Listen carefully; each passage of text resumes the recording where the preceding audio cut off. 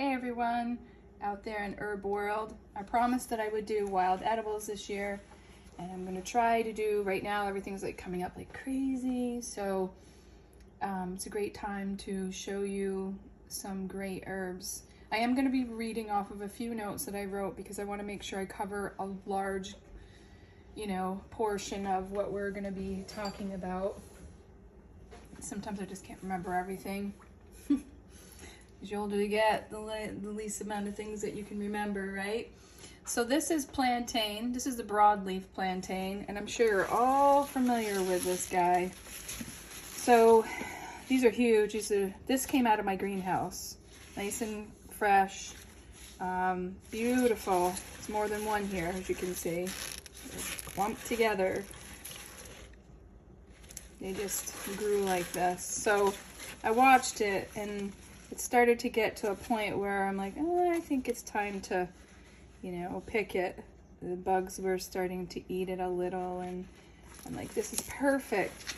So as I'm washing this and cleaning, I will definitely talk to you a little bit about this beautiful weed that you call, but I call it a plant, herbal plant. So broadleaf plantain, there's two plantains that I know of here, and I can't find the other one because I think my son mowed the lawn and mowed them over. I always have designated areas. I'm like, don't mow over here because I'm using these herbs, and he'll mow it and doesn't know. So it's okay. They'll pop back up. So the narrow leaf, which is a ribwort plantain, that's a Plantigo lanceolata. I'm not very good with my Latin, but this one here is a broadleaf plantain. This is a Plantigo major. So they say that it's called a white man's footstep, and because of that, they say that the seeds came over on the wagon wheels, and then the tracks where the immigrants headed across North America was an abundance of plantain that grew. So in my opinion, I believe that the natives founded it, but they didn't grow it. So they just kind of figured out how to use it for, medicine. If I'm wrong, I guess it's just my opinion anyways, but you can always do a ton of research online. It's still available for who knows how long, I don't know. But if you don't have any of the older herbal books, you need to get them because that's where the real information is. Don't go by Google. Google changes it the way they want you to read or what you should know. And everything is caution, caution, caution. So as there's no common allergies or side effects known, maybe a detox, which is your body's way of, keeping you healthy. If this goes in and it starts detoxing you, it means you're full of toxins. And it's just doing its job. So you can't blame the herb for doing it what it's supposed to be doing. Don't eat or pick any of, you should know this, or any of the plantain that grows in your driveway. The reason why it'll grow in your driveway is because it is drawing up the toxins from your driveway, like oils, gas, salts, who knows. It does a job of detox, so it just draws it out. It also has the ability to break up hard soil, so the roots do go in and break up hard soils. Also, there's 200 species of plantain. Really, seriously. There's only 2 that I know of that are here. And I'm sure there's probably others here that I haven't seen yet or use because I'm so used to using the broadleaf, which is common for this area. Now, the medicinal parts, well, let's go back. So the broadleaf and the narrow leaf are used interchangeably. So they're pretty much used the same way. They are used, it's as a wild edible, medicinal, and they both are used interchangeably. Like they're antibacterial, antiseptic, antiviral, antimicrobial, antihistamine, astringent, and antitussive, which is for cough, demulcent, and it also helps with pain. High in vitamin A, C, K, and it's high in calcium. So I'm going to show you something really cool. So also great for coughs, wounds, inflammation, UTIs, ulcers, It helps to coat the stomach because it does shoot out a stem stalk with little flowers on it, and those are seeds like psyllium, which is used in powders to help your bowels move, because you're not eating enough roughage, you're eating garbage like bread. You can't eat bread every day and expect it to move without using vegetables or other things to keep your bowels moving with bulk. So great for coughs, wounds, inflammation, like I already said, urinary tract infections, because it's antibacterial and, you know, all those great things. Now, I have used this for a bee sting at one time. This could save your life. And here's the story. I've been stung by bees, and I've known about plantain. It was like one of my very first herbs I ever learned. You can take, I don't care how big the leaves are, they are bitter. The bigger leaves are bitter. The bigger, the better. I mean, the bitter ones. So the smaller leaves are not as bitter. They're good for salads, but it doesn't matter if you get bit by a bug. I don't care if it's a bee, hornet. Mine was a hornet. I actually grabbed something out of a pail and the hornet was in there, so it got me. Usually they don't bother me and I'm not afraid of them. So I just took a plantain leaf, chewed it up, made it into a poultice, and spit it out. So remember, your saliva acts as a carrier, and your saliva will carry this, you know, to wherever your bite is. So if you get stung somewhere, you just put it on. I just put it on and leave it on. It kind of sticks there. I don't remember where I got stung. One of my fingers or something. It's usually in the middle of here I get stung or somewhere. And I left it on, and within an hour or so, I completely forgot about that sting. I never got swelling because I got it right away. And whatever juices were left in my mouth, I just swallowed them, because you're getting at it internally and externally. It was bitter, but I knew the health benefits, so I wasn't worried about it. You can eat these raw. You can make pestos. I've made pestos out of plantain with other herbs and things. The poultices, like I just said, you could, if you had multiple stings, you could bring in a bunch of plantain and blend it up in your blender and make huge poultices and put it on and cover it with a cloth or something to hold it on there, and it will draw out the pain. I've done it. So also good for leaky gut, canker sores, prevents bacterial overgrowth. It knits the tissues back together. So let me show you how cool this is. I was just going to do it a minute ago and I forgot. So when you pull on this, look at these veins in here.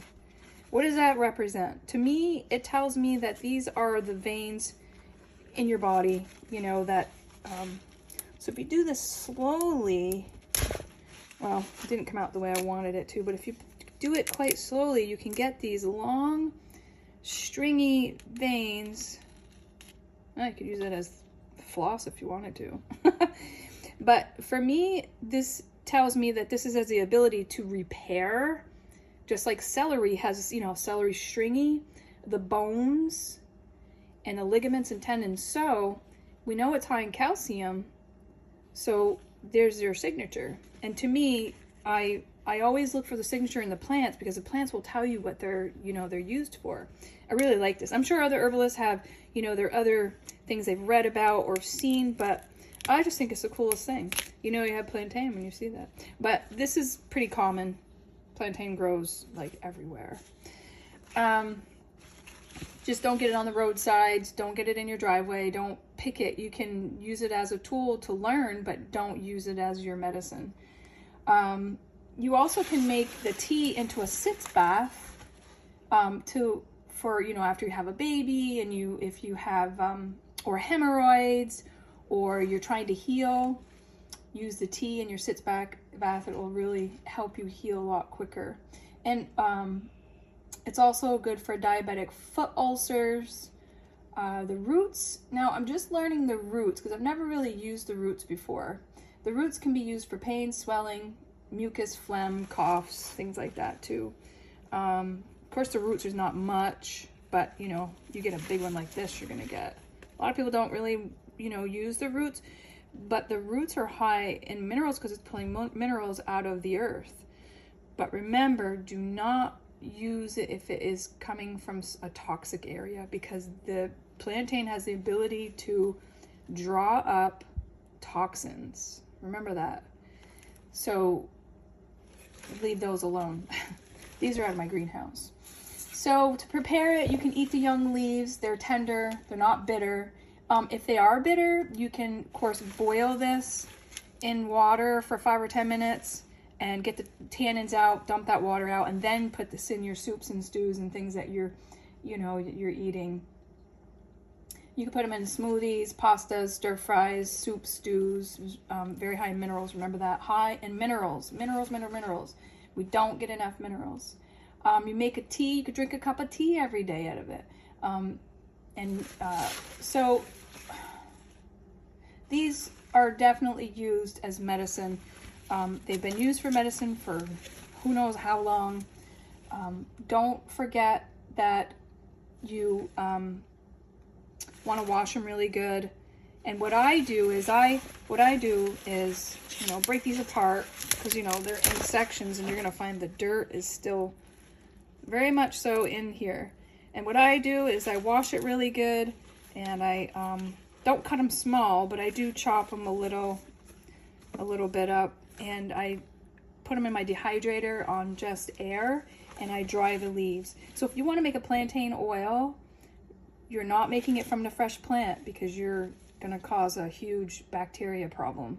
Water and oil does not mix. It's an explosion for a disaster. Remember that. So what I do is just air dry them. Usually within 24 hours they're dried, and then I can store the plantain and use in my formulas, because I do use this in a few of my formulas that I have now, for cough, for bronchial, upper respiratory. It's in my lung support. It's in my viral support.